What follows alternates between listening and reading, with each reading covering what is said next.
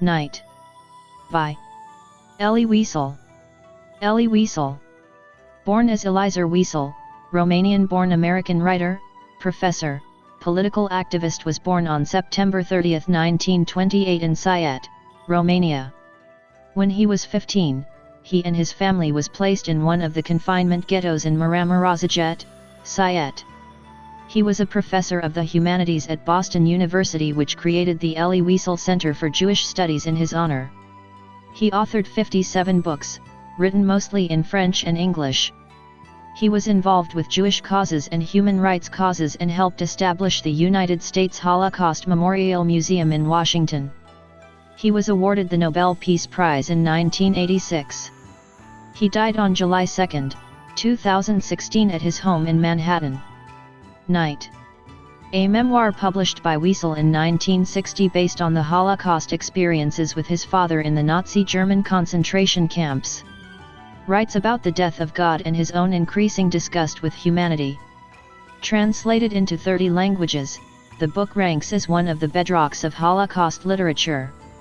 Characters: Eliezer, the narrator; Moishe the Beadle, the Jewish teacher of Eliezer; Wiesel, father of Eliezer; Hilda, eldest sister of Eliezer; Bea, sister of Eliezer; Tzipora, youngest sister of Eliezer; Malka, young girl killed by Gestapo; Toby, a tailor; Moishe Berkowitz, friend of Eliezer; Mr. and Mrs. Kahn, neighbor of Eliezer; Bashio Reich, a relative of Eliezer; Uncle Mendel, uncle of Eliezer; Maria, the maid; Bela Katz, son of a merchant; Yehiel, Reb's brother; Stein, relative of Eliezer; Jolik, inmate from Poland; Louis, inmate from Holland; Hans, inmate from Berlin; Yossi and Tibi, two brothers from Czechoslovakia;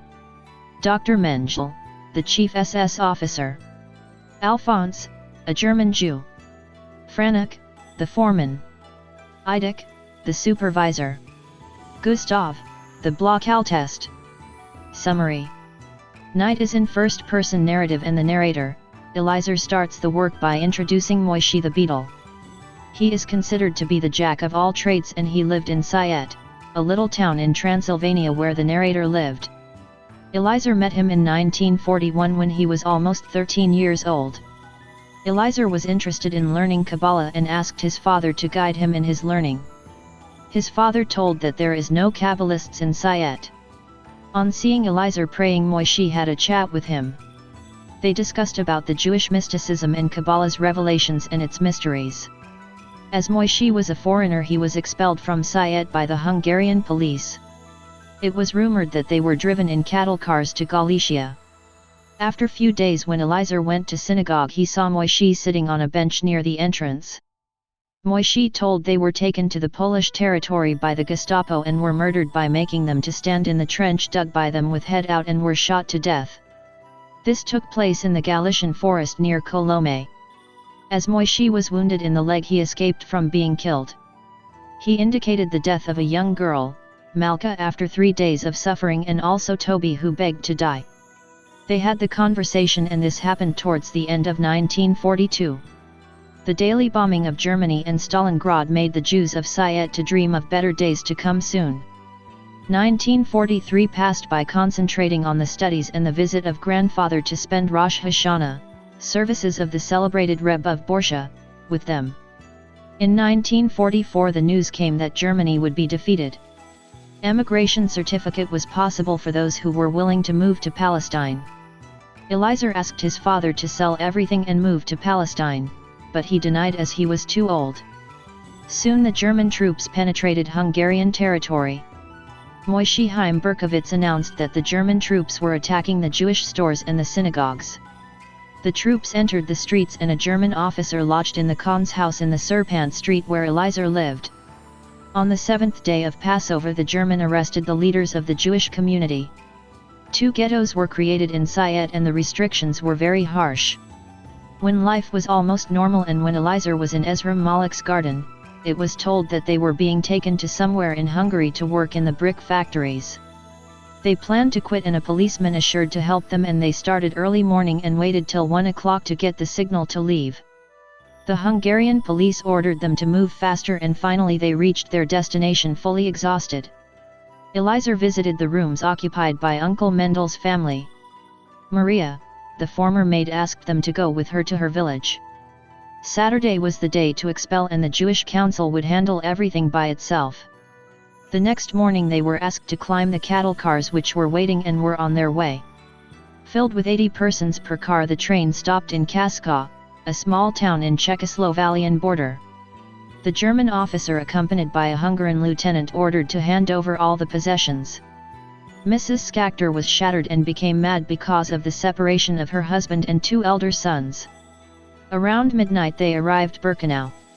The SS men separated the men and women and asked them to tell the age as they have directed. Dr. Mengel, the baton, asked the age and profession of Eliezer. By the direction given by the officers they reached the barracks.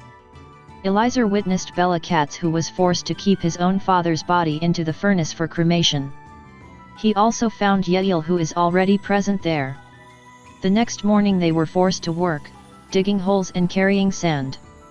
They were reminded by the SS officers that they are in the concentration camp in Auschwitz and have to work. Eliezer was shifted to another barrack of stone. The next day the veteran inmates treated them without brutality.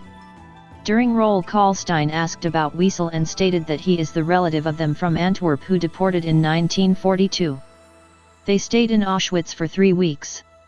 The professionals were transferred to another camp and the others reached a new camp at Buna. Most of them were Jews and other inmates were there, and Eliezer was trained by Jolie to work. The author states the condition of the inmates of that camp, such as Hans, Jussi, Tibi and Louis. They had a German Jew, Alphonse, as their leader. Eliezer was addressed with his number A7713 and was taken to check his tooth.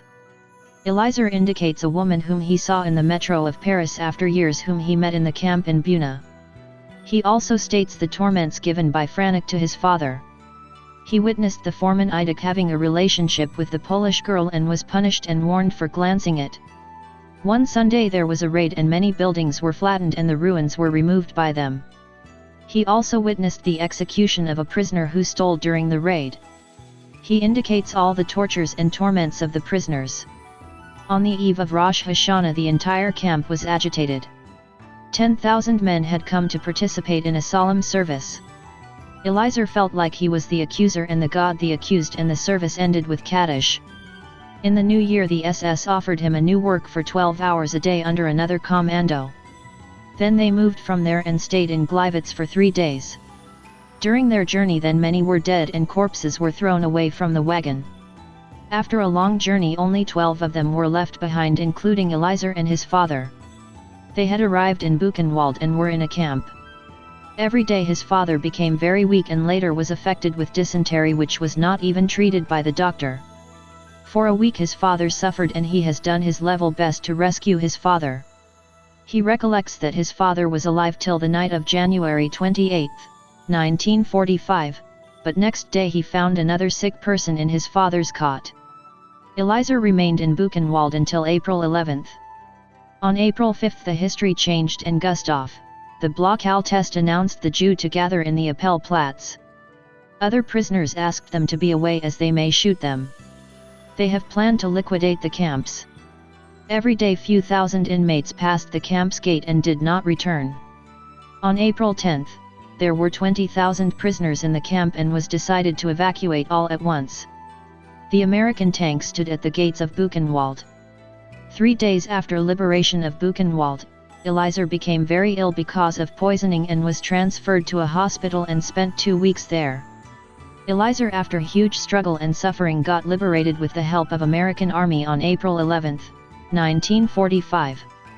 Thus Elie Wiesel explores his Holocaust experiences in the Nazi German concentration camps. For more videos, like, share, subscribe. Thank you.